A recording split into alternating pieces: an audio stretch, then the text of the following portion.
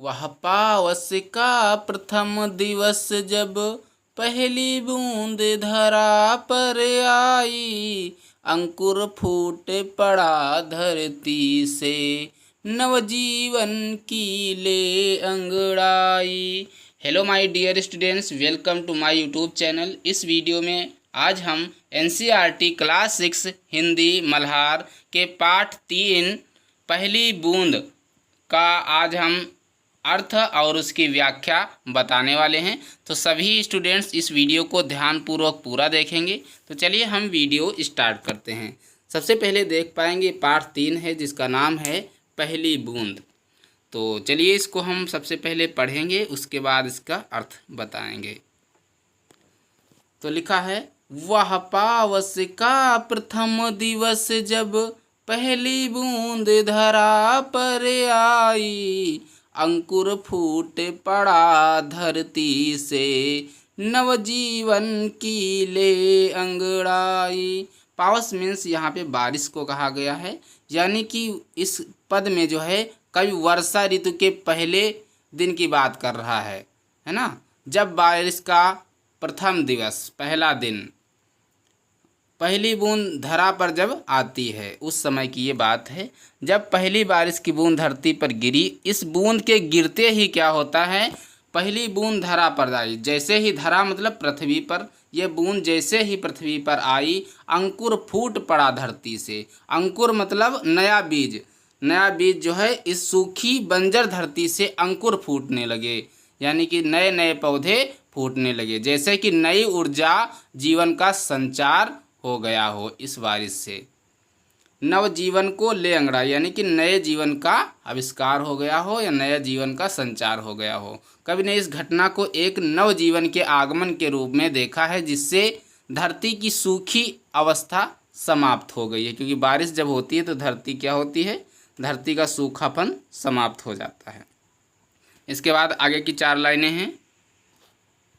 धरती के सूखे अधरों पर, अधर मतलब होता है ओंठों पर, गिरी बूंद अमृत सिया कर, वसुंधरा की रोमावली सी, हरी दूब पुल की मुस्काई, पहली बूंद धरा पर आई। वसुंधरा मतलब पृथ्वी, वसुंधरा मतलब पृथ्वी। तो इस पद में कवि ने धरती को मानवीय रूप में प्रस्तुत किया है और कहा है कि जिसके सूखे होठों पर अमृत जैसी बूंद गिरकर धरती के सूखे अधरों पर, धरती के यानी कि सूखे, धरती के ओंठ जो है सूखे थे और बारिश के आने से ऐसा लग रहा है, बारिश जब आती है तो ऐसा लग रहा है कि मानो होठों पर अमृत जैसी बूंद जो है धरती के ऊपर गिरी हो, उसे ताजगी और नवजीवन देती हो। हरी दूब पुल की मुस्काई, और जो धरती की हरी हरी दूब थी जो पहले सूख गई थी, अब बारिश की बूंद के कारण जो है खिल उठी है, मुस्कुरा उठी है और मुस्कुराने लगी है। पहली बूंद धरा पर आई, यह दृश्य धरती की पुनः जागृति होने की प्रतीक है। यानी कि जब सभी पेड़ पौधे सूखने लगते हैं तब जब बारिश आई है तो बहुत ही अच्छा माहौल हो गया है। चलिए आगे की 4 लाइनें हैं। आसमान में उड़ता सागर, लंबी बिजलियों के स्वर्णिम पर, बजा नगाड़े जगा रहे हैं, बादल धरती की तरुड़ाई, पहली बूंद धरा पर आई। आसमान में उड़ता सागर, यानी कि इस पद में कवि बादलों को सागर के रूप में देखते हैं जो आकाश में उड़ते हुए बिजली के सुनहरे पंखों पर संवारा है। आसमान में उड़ता सागर, लगा बिजलियों के स्वर्णिम मतलब सुनहरे, यानी कि आकाश में उड़ते हुए बिजली के सुनहरे पंखों वाले बादल सवार हैं, ऐसा लग रहा है। ये बादल जो है, बादल धरती की तरुड़ाई, बजा नगाड़े जगा रहे हैं। ये बाजे जो हैं ये बादल नगाड़े बजाकर धरती की तरुड़ाई, तरुड़ाई मतलब होता है युवावस्था, यानी कि धरती की युवावस्था को जगा रहे हैं। यह चित्रण बादलों की गर्जना और बिजली की चमक को दर्शाता है, क्योंकि जब बारिश होती है उससे पहले जो है बादल बहुत तेज़ी से गर्जना करते हैं। पहली बूंद धरा पर आई, और जो है जो धरती के जीवन में नई ऊर्जा का संचार करती है जब पहली बूंद धरा पर आती है। इसके बाद आगे की 4 लाइनें हैं।